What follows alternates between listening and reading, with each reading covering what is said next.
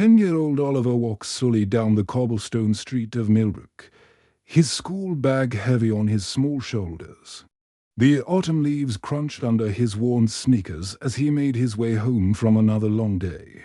At school, the sun was starting to set, casting long shadows across the quiet village streets. Oliver loved this time of day. Soon he would be home with his family, helping his little sister Emma with her coloring books and listening to his mother Margaret read bedtime stories. His father Robert would come home from the factory, tired but always ready to play a quick game of cards before dinner. The boy quickened his pace as he thought about Emma waiting for him. She was only 6 years old, with bright blonde curls and the biggest blue eyes in the world. Every day, she would run to the window when she heard his footsteps on the front porch, her face lighting up with joy when she saw her big brother coming home. As Oliver turned the corner near the village park, something made him stop walking. Through the black iron gates, he could see two figures near the old oak tree where children usually played on the swings. One was very tall, wearing a long dark coat that seemed too heavy for the mild weather. The other figure was much smaller, with familiar blonde curls. Oliver's heart began to beat faster as he realized what he was seeing. The tall stranger had his hand wrapped tightly round Emma's small wrist. Emma was pulling backward, trying to get away, and Oliver could hear her crying even from across the street. Her little voice was calling out for help, but there was no one else in the park to hear her. The boy's mind filled with panic as he watched his sister struggle against the stranger. Emma looked so tiny next to the tall man in the dark coat. She was wearing her favorite pink dress, the one their grandmother had given her for her birthday, and one of her shoes had already fallen off as she tried to pull away. Oliver wanted to run to help her, but his legs felt frozen with fear. He was just a 10-year-old boy, small for his age and not very strong. The stranger was a grown man, much bigger than Oliver could ever hope to fight. What could he possibly do against someone so much larger and stronger? He looked round desperately for help, but the street was empty. Most people were still at work at this time of day, and the few shops nearby had already closed for the evening. The police station was on the other side of town, at least a 20-minute run away. By the time he could get there and bring help back, Emma might be gone forever. Tears started running down Oliver's cheeks as he felt completely helpless. He had always promised Emma that he would protect her, that he would never let anything bad happen to her. She trusted him completely, always looking up to him like he was the bravest person in the world. But now, when she needed him most, he didn't know what to do. Just then, Oliver noticed a large motorcycle parked outside Murphy's Cafe across the street. Sitting on the bike was a man who looked very different from anyone Oliver had ever seen. In their quiet little town, the man was huge, wearing a black leather jacket that made him look even bigger. His arms were covered with colorful tattoos that seemed to tell stories Oliver couldn't understand. The biker had a thick, dark beard and was wearing sunglasses even though the sun was starting to set. Most children in Millbrook would have been frightened by this intimidating stranger. Parents often warned their kids to stay away from people who looked different or dangerous. But Oliver was not thinking about warnings or being scared. All he could think about was Emma crying in the park, needing someone to save her. He did not have time to be afraid of the biker's appearance or worry about what his parents might say. Without thinking about the consequences, Oliver ran straight across the street toward the motorcycle. His small feet pounded against the pavement as he raced toward the only person who might be able to help his sister. His school bag bounced wildly on his back, and tears continued streaming down his face. When he reached the motorcycle, Oliver grabbed onto the man's leather jacket with both hands. He looked up into the biker's face. his own eyes filled with terror and desperation. His voice was shaking so badly he could barely speak. But he managed to say the four most important words he had ever spoken in his life. "Please help my sister," Oliver cried out, his voice breaking with emotion. The biker, whose name was William, immediately pulled off his dark sunglasses. When he looked down at Oliver, he could see the genuine fear in the boy's eyes. This was not a child playing a game or trying to get attention. This was a desperate brother who needed help saving someone he loved. William's face went pale as he realized that something terrible was happening.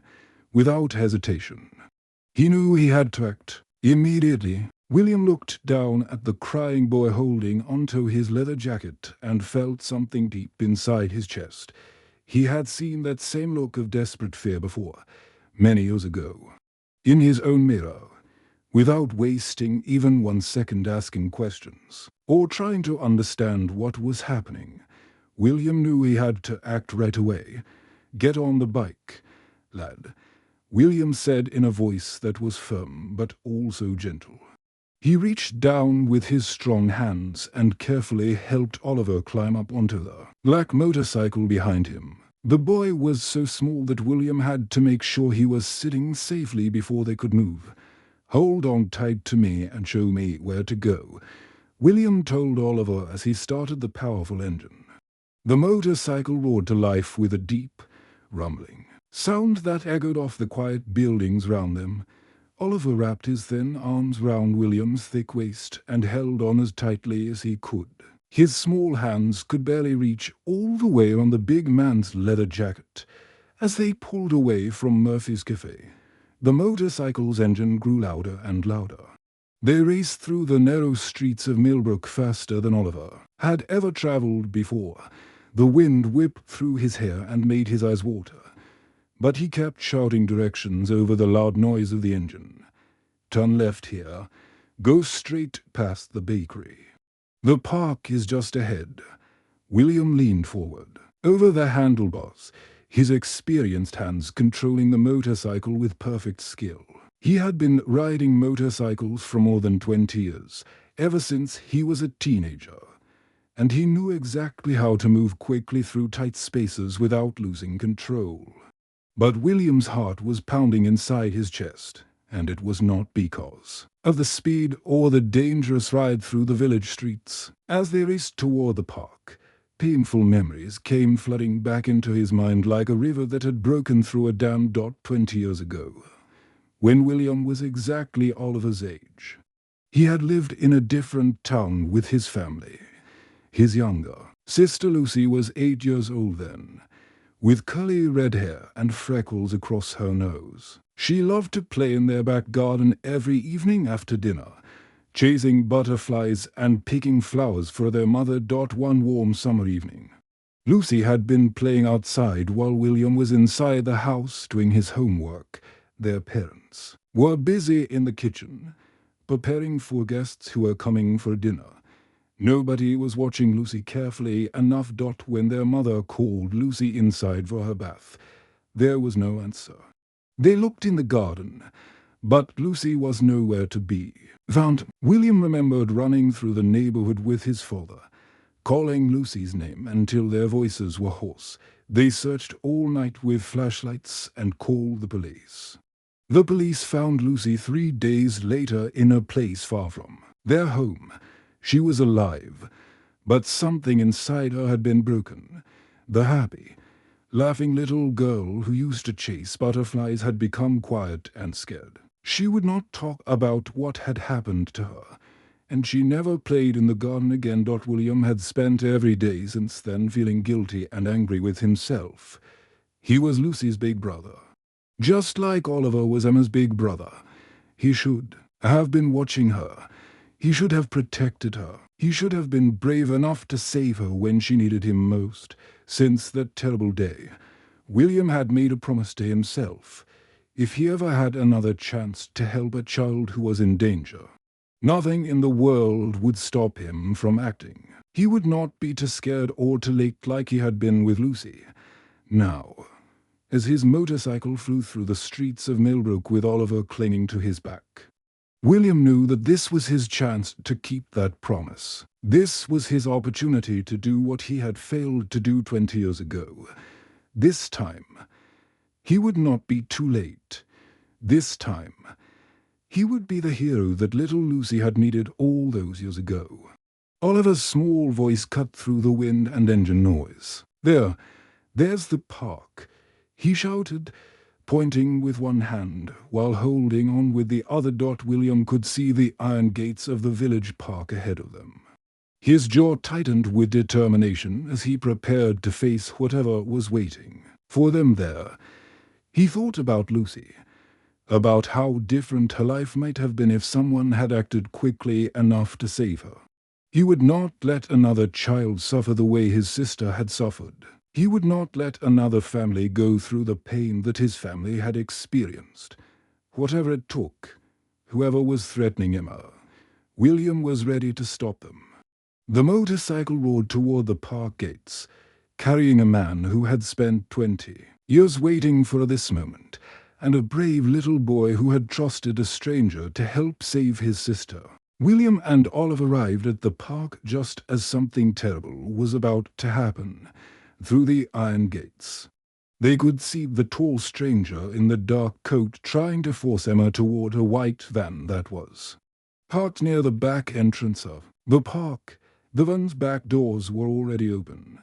Waiting like the mouth of a hungry monster. Little Emma was fighting with all her strength, but she was only 6 years old and very small. Her pink dress was torn at the shoulder, and she had lost both of her shoes during the struggle. Tears were streaming down her face as she tried to pull away from the stranger's tight grip on her arm. William felt his blood turn cold when he saw what was happening. This was exactly what had happened to his sister Lucy all those years ago.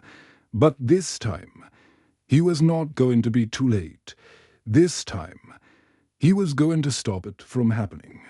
Without wasting a single moment, William pulled his phone from his leather jacket and quickly dialed the emergency number.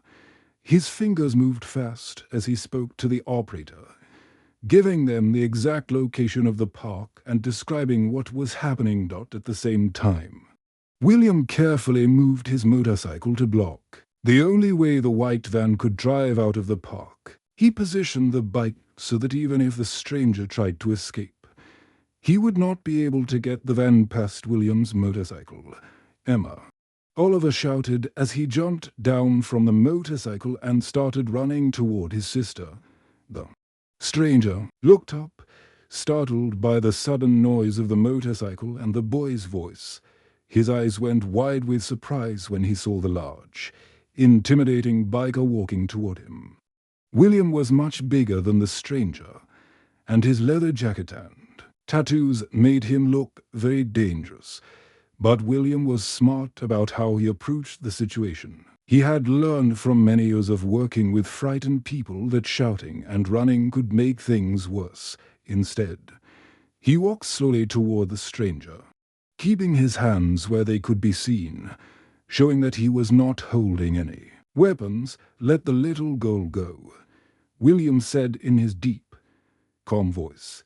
He spoke firmly but did not shout or sound angry. "The police are already on their way here, and you do not want to make this situation worse for yourself." The stranger looked nervous and confused. He kept looking back and forth between William's imposing figure and the white van behind him. William could see that the man was trying to decide what to do next. Should he try to run? Should he try to fight? Should he give up? In the distance, the sound of police sirens began to grow louder and louder. William had called for help as soon as they arrived, and now that help was almost there. The stranger could hear the sirens too, and his face showed that he was becoming more and more worried. William continued talking to the stranger in his calm, steady voice. He had learned these skills during his years of professional work, dealing with people who were upset or scared or angry. He knew that staying calm and speaking slowly could help prevent a bad situation from becoming Even worse, you can still do the right thing here, William said, taking another slow step forward. Just let Emma go, and no one needs to get hurt. The police will be here in just a minute, and they will want to see that you made the right choice. Emma continued crying, but she could see her brother Oliver running toward her. She could also see the big man in leather who was trying to help her. Even though William looked scary with his tattoos and beard, something about his voice made her feel a little bit safer. The stranger looked round one more time, realizing that he was trapped. William's motorcycle was blocking his escape route. The police sirens were getting closer every second, and this intimidating biker was not going to let him leave with the little girl. Finally, the stranger let go of Emma's arm and stepped backward, toward the van. Emma immediately ran toward her brother Oliver, and the two children held each other tightly. Within just a few minutes, two police cars came racing into the park with their red and blue lights flashing. The police officers jumped out of their cars and quickly surrounded the stranger. They put handcuffs on him and led him away to one of the police cars. While the police were taking care of the stranger, William walked over to Oliver and Emma. Both children were shaking from fear and cold. William took off his large leather jacket and wrapped it round both of them, helping them feel warm and safe. Emma looked up at William with her big blue eyes. Still wet with tears, she could not understand how this scary-looking man had turned out to be the person who saved her. Oliver smiled at William through his own tears, knowing that he had been right to trust this stranger with his sister's life. As the police finished putting the stranger into their car, Emma ran into Oliver's arms for another hug. Both children looked up at William with faces full of gratitude and amazement. This intimidating biker, who most people would have been afraid of, had appeared exactly when they needed help the most. Like a guardian angel wearing leather and riding a motorcycle. About 15 minutes after the police arrived, a small blue car came racing into the park with its tires making loud screeching sounds on the pavement. The car doors flew open, and out jumped Robert and Margaret, Oliver and Emma's parents. They had received a phone call from the police telling them that their children were safe, but that something serious had happened at the park. Margaret ran straight to her children, dropping to her knees and pulling both Oliver and Emma into her arms at the same time. Tears were streaming down her face as she held them tightly, checking to make sure they were not hurt. Robert stood behind his family, his hands shaking as he realized how close they had come to losing their little daughter. Forever, thank you. Thank you so much, Margaret said over and over again as she looked up at William through her tears. I don't know how we can ever repay you for what you did. You saved our Emma. You saved our family. Robert walked over to William and tried to shake his hand, but then decided that was not enough. Instead, he gave the big biker a strong hug, not caring that William was a stranger or that he looked so different from anyone Robert had ever met before. You are a hero, Robert said, his voice thick with emotion. I don't know what would have happened if you hadn't been there to help Oliver. We will never forget what you did for us today.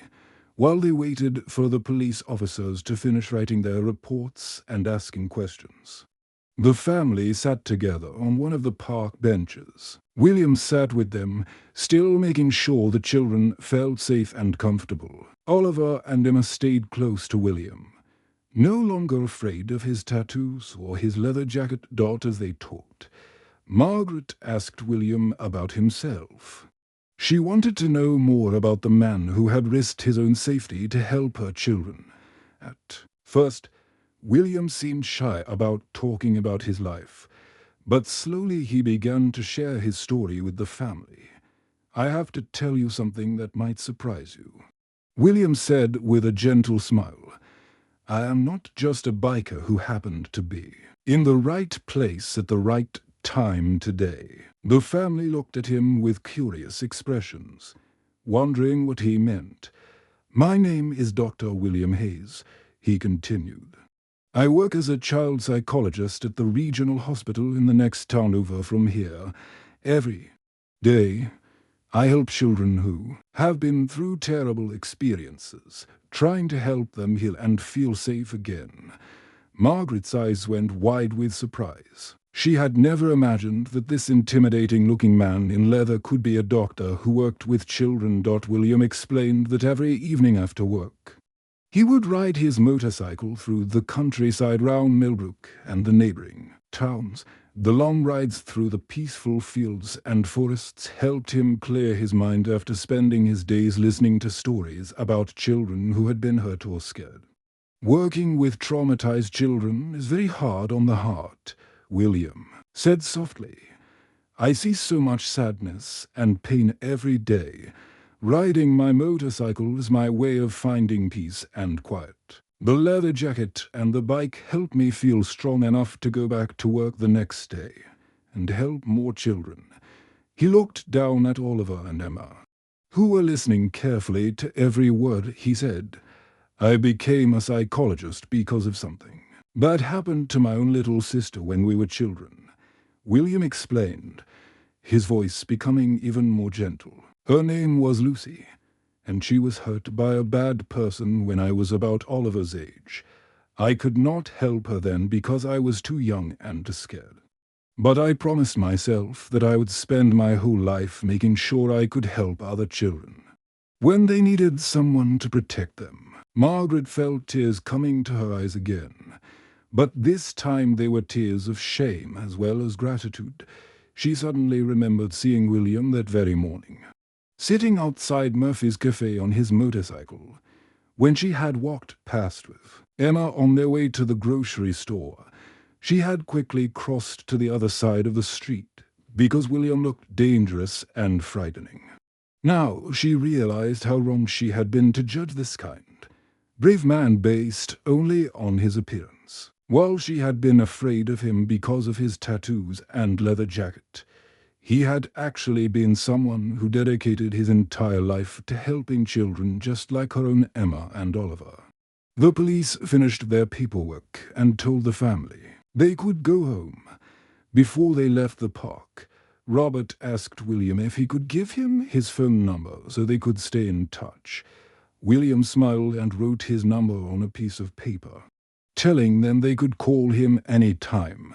A few days later, a reporter from the local newspaper came to interview William and the family about what had happened at the park. The reporter wanted to write a story about the rescue for everyone in Millbrook to read. Soon, the whole town knew about Dr. William Hayes, the child psychologist who rode a motorcycle and wore leather jackets, and who had saved little Emma from a kidnapper. People began to realize that they should never judge others based on how they look on the outside. 6 months had passed since that frightening day at the park, and many things had changed in the small town of Millbrook. The most wonderful change was that William had become like a member of Oliver and Emma's family. He visited their house at least twice a week, always arriving on his black motorcycle with a warm smile and sometimes small gifts for the children.